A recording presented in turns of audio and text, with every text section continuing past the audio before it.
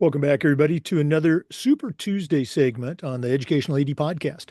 We're going to be right back with this week's Super Tuesday guest, but as always, we're going to give a shout out to our many sponsors. If you're new to the podcast, we do this on every episode. It just takes about 3 minutes. And again, the sponsors that I have are all companies that I used as an athletic director. They're all great companies. You really need to check them out. So take those 3 minutes, listen to our shout outs, then listen to our guest, and then go and visit these sponsors. I'm telling you, you're going to be glad you did. Here we go. We'd like to thank Sideline Interactive indoor score tables and video boards for their support. Go to sidelineinteractive.com and you can schedule a live web demo to see their score tables and their scoreboards in action. Probably one of the best purchases I ever made as an AD was our Sideline Interactive indoor score table. Go to sidelineinteractive.com for more information.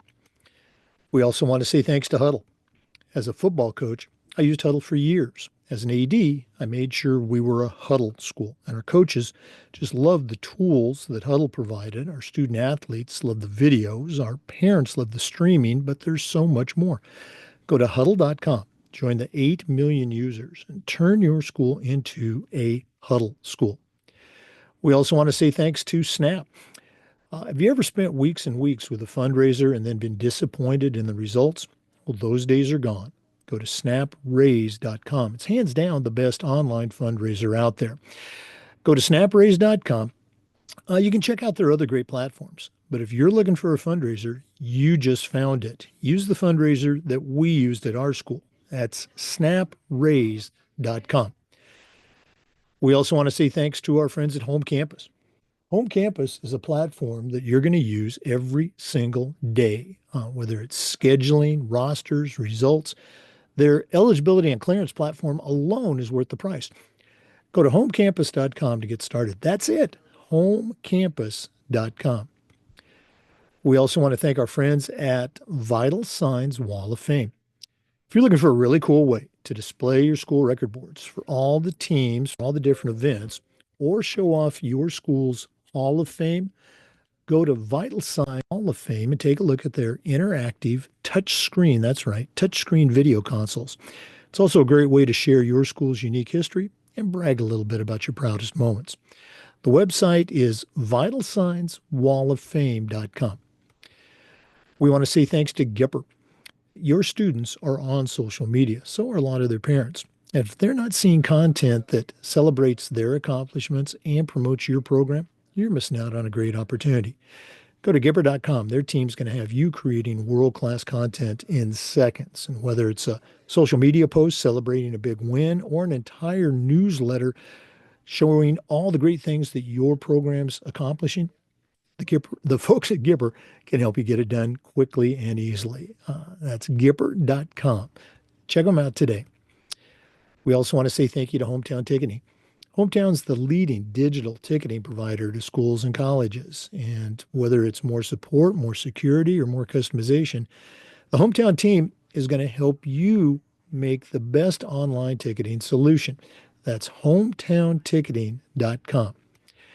We want to thank Ohio University and their online masters in athletic administration. My assistant AD got his master's, along with thousands of others, through the Ohio University program, and it was a great experience. Very affordable, just 20 months, totally online. And while you're earning your master's, you're also completing 11 NIAAA leadership training courses at no extra charge. Go to ohio.edu/info/MAA for more information. And we want to thank Athletic Surveys by LifeTrack.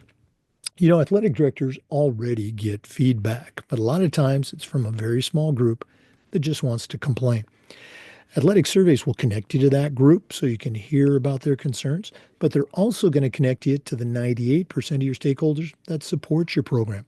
And having that data is incredibly valuable, especially when you're visiting with a frustrated parent or maybe their principal or even your school board.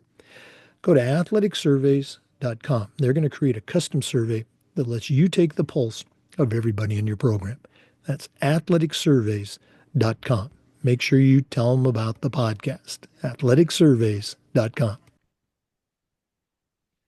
Welcome back, everybody, to another segment of Super Tuesday on the Educational AD podcast.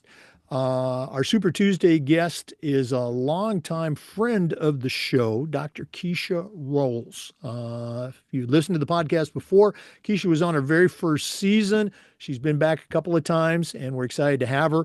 If you're new, Dr. Rowles is the athletic director and the athletic trainer for the Rockdale County School District. That's in Georgia.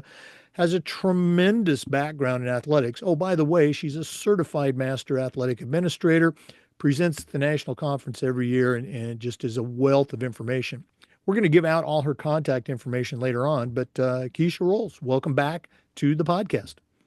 Thanks, Jake. Thanks for having me. It's always a pleasure to sit at the table with you and talk. Great catching up with you in Austin this year. And again, just thanks for the opportunity. Oh, yeah, absolutely. For our listeners, we're actually recording this on January 14th, so you're going to be listening to it in a very timely manner. Kechia, you and I were talking before we started recording. I know where you're going with this, so I'm still going to ask, what do you have for our listeners this time on Super Tuesday? So this today, we're about a year, just over a year out from the Damar Hamlin emergency that everybody watched on that football game. And so what I wanted to talk about today were the three A's of athletic emergency response, and then how that relates to our roles as the athletic administrators and what we can do to support our schools and our athletic personnel in ensuring that we are prepared to respond to these types of emergencies. I think it's just a great topic. And again, you talk about 1 year. Just watching the ball game the other day, Damar Hamlin, they ruled it a trap ball, but he comes up with an interception. So it just shows you, how things can change in 1 year. For listeners, Kechia is also presenting, she's doing a screen share of some great slides. Once this goes up on our YouTube channel, make sure you check it out. And it's just another great resource for you. All right. I'm going to kind of fade to the background here, and I'm going to let Kechia present the three A's of athletic emergency response. All right, thank you. So I'm pretty sure you're asking yourself, what are the three A's of athletic emergency response? And I know as athletic administrators, our primary focus is generally on the game prepping and planning and hoping that our coaches can execute the X's and O's so that our kids have a great experience in that athletic contest. But what we do know is athletics is unexpected. Anything can happen in an athletic environment. And so in dealing with athletic emergency response, it's critical that all parties, the athletic administrators, coaches, student athletes, parents, spectators, everyone knows that they have a critical role in activating and supporting emergency response when an injury occurs. And so, in talking about those three A's, the first A is athletic trainers. All right. And I'm going to delve a little bit deeper in each of the three A's a little bit, but just as introduction to what they are. So the first A, again, is athletic trainers. The second A is the automatic external defibrillators, or the AEDs. And then the last A is action plans. So starting out and talking about our athletic trainers play a critical role in mitigating risk for your schools, right? They are the individuals that are on site at the games, at the practices, that can provide that immediate emergency response if a life-threatening emergency were to occur in that contest. And so not only do they support, but they help to mitigate risk. And the way that they mitigate that risk is just in the value that they bring. And so our athletic trainers, in addition to the prevention side of it, look at the injury prevention, look at the CPR components, look at the exercise, rehabilitation, look at the resource they are in preventative stretching and kinesiology, and just being that health resource that is available to your athletic student athletes, your coaches, other athletic support personnel, that they are kind of that person there that when an injury occurs or when there's a question or immediate care is warranted, that you have that person that is right there on site to provide a plethora of resources, knowledge, and experience for emergency situations.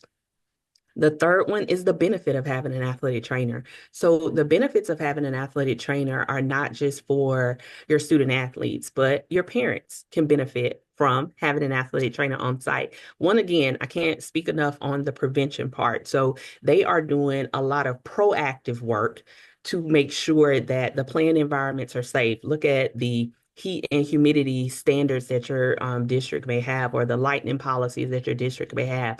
Your athletic trainers are looking at your athletes that may have, a funny walk and be like, hey, come here, let me do an assessment on you. And we're preventing some of those injuries that are likely to occur by encouraging them to do strengthening programs, to do prehab, and all of these exercises to help mitigate when an injury can occur.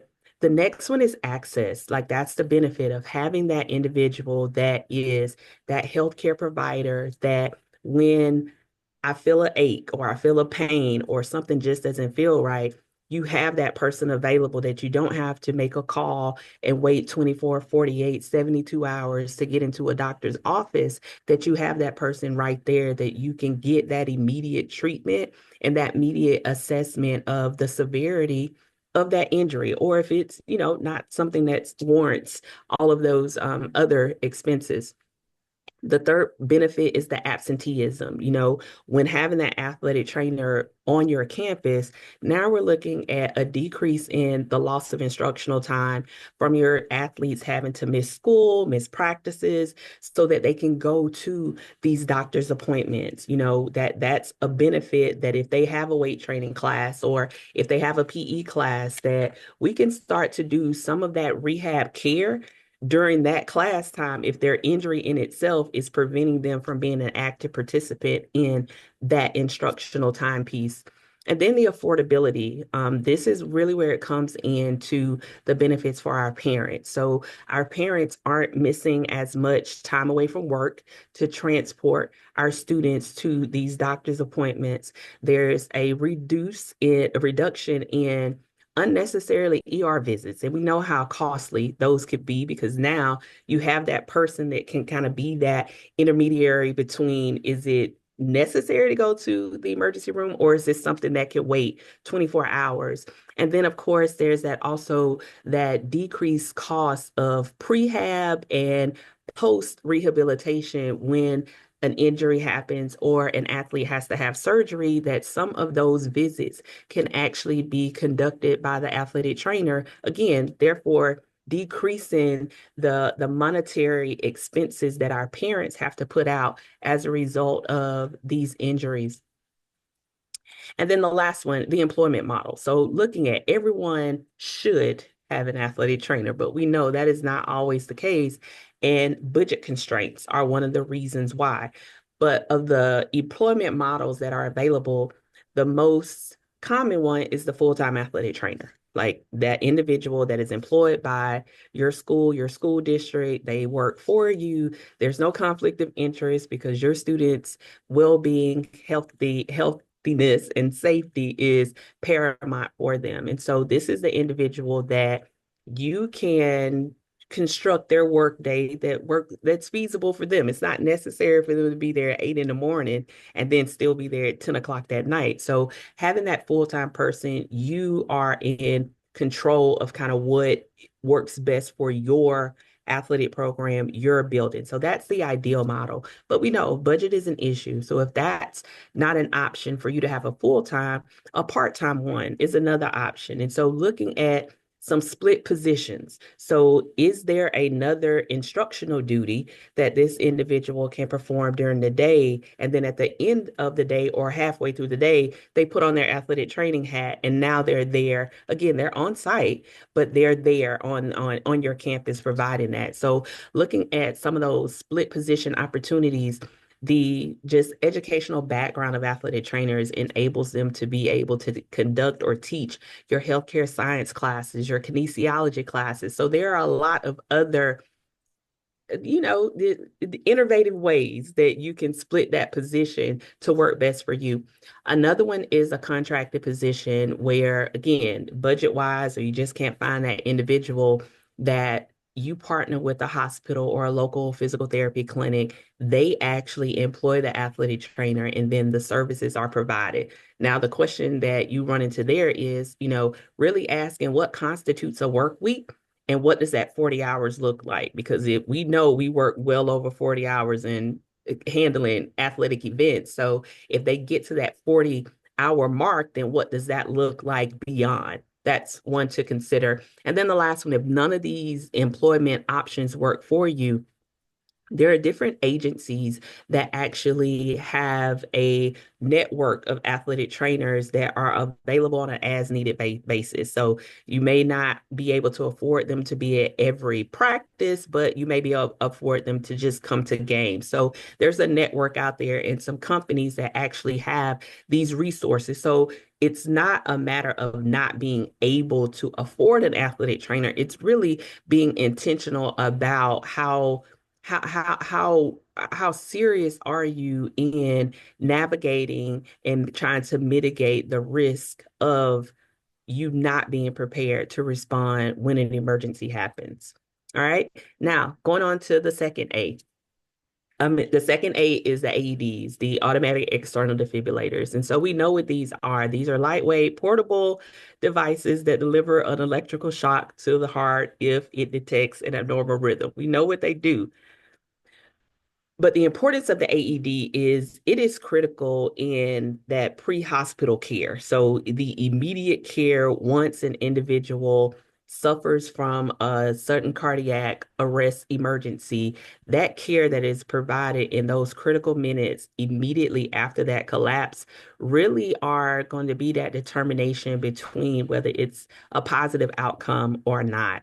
And so when looking at the overall scope of the AED. One is we're looking at the location. So there should be an AED at all athletic events. It should be in a safe, easily accessible, publicized, marked location that is not behind a locked door, that is not only accessible through a key, but it should be available and the response time should be within 3 minutes. So really start to think about, we know we have them in our gymnasiums and we have them in our buildings, but really think about, do you have them available? We're getting ready to come up on spring season. Do you have them available at your baseball, your soccer practice fields? Like, where is that closest AED in the event that there is an emergency and you need to respond to that? The next one is the accessories. So what else is there? So we know the AED is there for the cardiac emergencies, but if we have this wall locker and we already have this space, what other accessories can be there to help in responding to other emergencies? So are there CPR masks, gloves, towelettes, antiseptic wipes to be able to, decrease any type of transmission? What else is there? You may need a razor if the person is hairy and the pads aren't going to stick, or stop the bleed kits or Narcan. So do you have a space there that you're having it accessible, ready, and it's not behind a locked door to respond to an emergency? Now, the maintenance. As an athletic administrator, we typically don't necessarily think about the maintenance of the AEDs, but it doesn't hurt for you to be mindful and knowledgeable about when are the batteries going to expire. What's the expiration date on the pads that you just assume? But in working with whether it's your school nurse, whether it's your facilities coordinator or someone in your building, but you need to know that because you're around those units more than those individuals are. So is it being conscious about when you walk by to see if the green light or whatever status symbol that indicates that the unit is working properly, that you just make that a part of your routine, your pre-game check, or whatever your weekly checklists are, so that that maintenance is there. And then really having those discussions about who's responsible for paying for that pad replacement and those batteries, because some of those expenses can really be up there. And if you aren't prepared for it, is your unit not going to be in working order because of a financial situation or decision that's made not to keep them up to date? And then the last one with the AED is just the education part, like having training for your coaches. That's a requirement in the state of Georgia. So having your coaches ensure that they are trained in CPR at minimum of hands only and how to use an AED. I'll say this, in August, we had a student athlete suffer from a sudden cardiac arrest. It was a positive outcome. The coach activated the EMT, activated the EAP, the AED was deployed and used on the individual. But when we did our debriefing, what was discovered in looking at the video was the coach was alone with the athletes. The assistant coach was not there at that particular time. So he was telling the athletes where to go to retrieve the AED and supplies. The athletes did that and then they stood there. So what that made me think about is now when we have our preseason meetings, we also do a hands-only CPR demonstration for our student athletes. So now they are practicing how to do chest compressions because again, in that debriefing, what we noticed was the kids were there, but they didn't know what to do.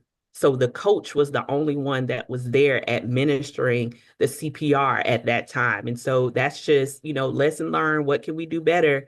That is one of those things that we took back as a best practice now that we also do that demonstration with our student athletes. And then the last eight is action plans. We know emergency action plans, those are required for every facility. And this plan is going to identify and answer the questions of the who, what, when, where, and how are we going to respond to an emergency situation. And so it should be single page, easy to read document that again identifies the specifics of each facility. So it's not good enough to just have an EAP for your school, your gym, your practice field, your baseball complex. Every facility that is owned and operated by your school should have an EAP attached to it. And so you'll see, if you look at the video, you'll see that on that EAP, you can have a Google Map image or some diagram that identifies where your AEDs are located, what the emergency access points are. Your EAP should have the venue address, directions, the building door entry numbers, personnel to contact at that space, contact information, emergency equipment that is available, emergency communication. So whether it's a landline phone or you're using your cell phones, all of that is documented and it's a step-by-step process. So this EAP should be known by everyone affiliated with that facility. It should be posted and rehearsed and reviewed at minimal, at least annually. And that's at minimal. So again, all of these are asking that question, how prepared are you? Now, we have athletes that come into our programs that have pre-existing emergent or pre-existing conditions, let me say. And so we have to be mindful about specifically responding to their medical needs. And so one of those is a diabetic action plan. And so if you have an athlete that has a history of diabetes, there's a specific plan for them. Now, it's nothing that you within the athletic department have to recreate because during that instructional day, this is on file in the nurse's office. We just have to be intentional about getting that information so that we can ensure that we're in compliance with the medical directives that their physician have given if they have an emergency while they're under our care and participating in our athletic programs. The next one is epilepsy. So there is a seizure action plan. And so again, it's going to be at the nurse's office. We just need to know exactly what the parameters are for responding to and caring for this athlete when they have an emergency. So what the triggers are, what's the name of their medication, how much, how often is it given? We need to know this. We go on overnight trips. We go on long distance trips. So we need to know how we are supposed to respond accordingly to what that physician has said. And then the last one is an asthma or allergy action plan. Again, identifying those triggers, identifying the type of medicine and when to administer the medicine and how much of the medicine. So if their pre-participation physical exam says must have albuterol at all games and practices, guess what? We need the albuterol at all games and practices, and we need to make sure that we know what their action plan is in the event that they have an emergency so that we can respond accordingly. And so, just wrapping it all up, just asking yourself, are you prepared? And in asking yourself if you're prepared, ask these specific questions like, what is your availability of appropriate medical personnel? Ideally, it's an athletic trainer, but if you can't have an athletic trainer, what is appropriate medical personnel for your athletic contests, your athletic games, and practices? The next question, what is your availability and maintenance of emergency equipment and supplies? So your AEDs, your gloves, your stop the bleed kits, like what is that availability and accessibility of that and who maintains it? The next question, what education and training are you providing for your athletic personnel to be ready to respond to these emergencies when they occur? And then lastly, what is the implementation and rehearsal schedule of your emergency action plans? And so as we think about our level of preparedness, these are definitely questions that we need to consider in addressing those three A's of athletic emergency response, the athletic trainer, the AED, and your action plans. And that's all I have, Jake. Wow, that's all. Boy, that was a master class in a toolbox preparation for an athletic director. Um, again, we're going to give out Keisha showing her contact information. We're going to give that out to everybody who's not watching this on YouTube. But I guess just a couple of things.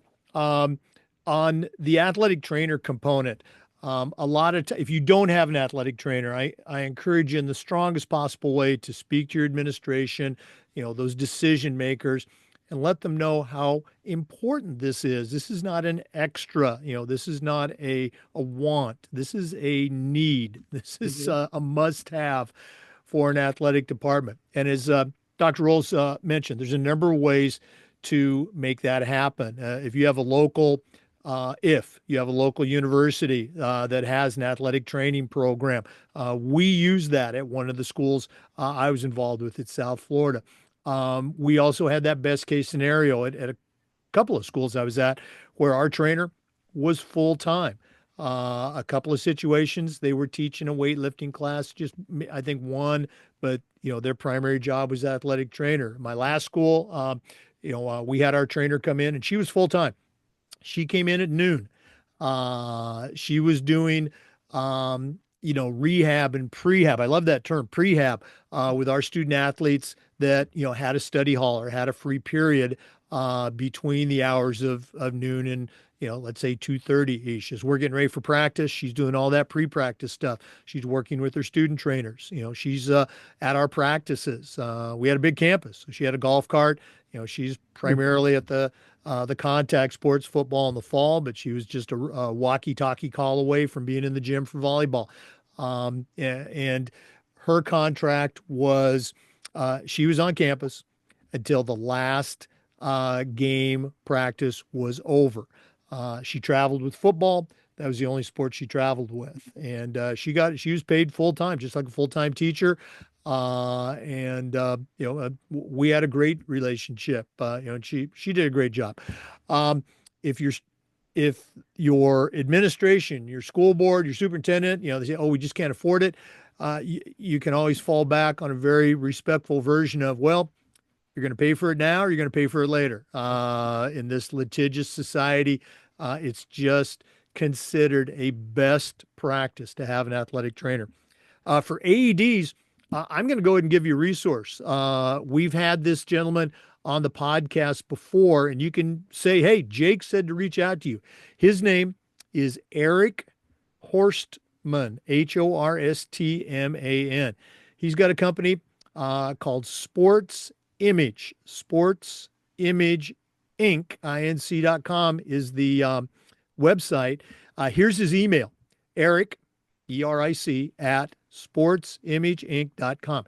He works with companies to donate AEDs to schools. Okay, at no charge to the school. There's no catch. There's no contracts. It's not a bait and switch type of thing. I don't get a kickback from this, but send an email, eric@sportsimageinc.com, and just say, hey, Jake Von Sheer on the podcast said if we reached out to you, you could help us get a free AED. So there's your resource for that.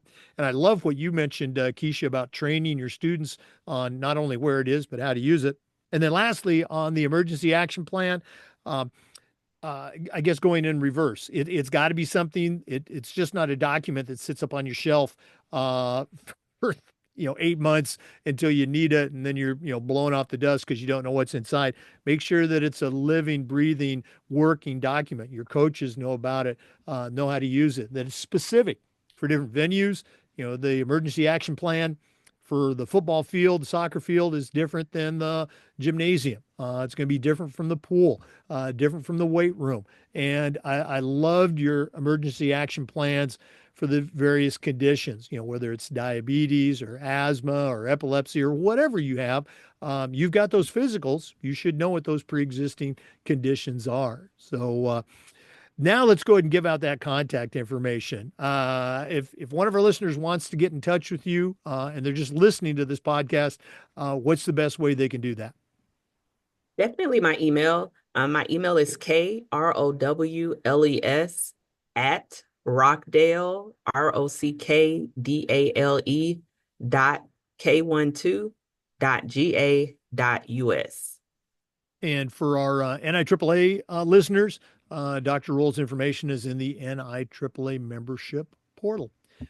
Kechia Rowles, thanks again for sharing. What a great presentation. Again, if you're listening, we're going to get this up on YouTube quickly on the Educational AD Podcast YouTube channel, but can't wait for your next segment. Me too. Hey, for our listeners, we appreciate you tuning in. I've already mentioned that we upload all of our recordings to the Educational AD Podcast YouTube channel. We do this segment just about every week with experts from the world of education-based athletics coming on and sharing their wisdom. So hopefully you'll come back and join us again for another episode of the Educational AD Podcast. Hey, before we go, we do want to give a shout out to all of our sponsors. Let's just go ahead and start with the Hometown Ticketing. Go to hometownticketing.com. Want to thank Snap Raise. It's the #1 online fundraiser out there. Snapraise.com. Vital Signs Wall of Fame. Go to vitalsignswalloffame.com. We want to say thanks to Huddle. Go to huddle.com. And of course, Gipper. That's gipper.com. Ohio University's online masters, go to ohio.edu/info/MAA. Home Campus, go to homecampus.com. Sideline Interactive, that's sidelineinteractive.com. And Athletic Surveys by LifeTrack, that's athleticsurveys.com. Thanks again for listening. We'll see you next time on Super Tuesday on the Educational AD Podcast.